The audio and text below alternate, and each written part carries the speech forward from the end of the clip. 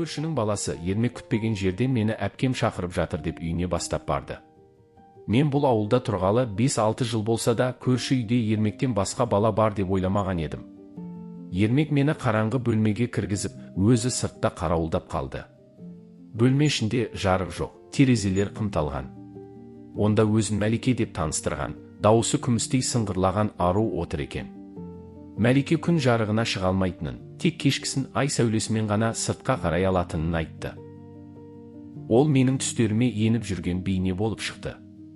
Қызға жақындап қолынан ұстағанымда оның тәні мұздай екенін сездім. Мәлике, мен белімнен жоғары ғана адаммын деп егіле жылады. Сол сәтте оның төменгі жағында ирелеңдеген ұзын, суық нәрсені байқап, жүрегім тас төбеме шықты.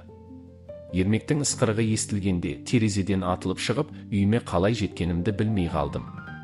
Ертесіне Ермектің әке-шешесінің мұңды жүзін көріп, бұл отбасының ауыр қасіретін түсінгендей болдым. Түн ортасында шыдай алмай, көрші бақшадағы көлшікке бардым. Ай сәулесі астында Мәлике су ішінде жылан құйрығымен ойнап отыр екен. Ол мені байқап, жанына шақырды. Мәлике көзіме сиқырлы май сүрткенде, айналамдағы әлем мүлдем өзгеріп сала берді. Көлшік түбінен жылан патшайымының сәулетті сарайын, имен басындағы қарғалардың орнына қара көйлекті канизактар мен бекзаданы көрдім.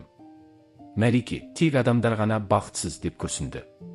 Осы сәтте оның жылан құйрығы ғайып болып, толық адам кейпіне енді. Біз жер астындағы жылан патшалығына бардық.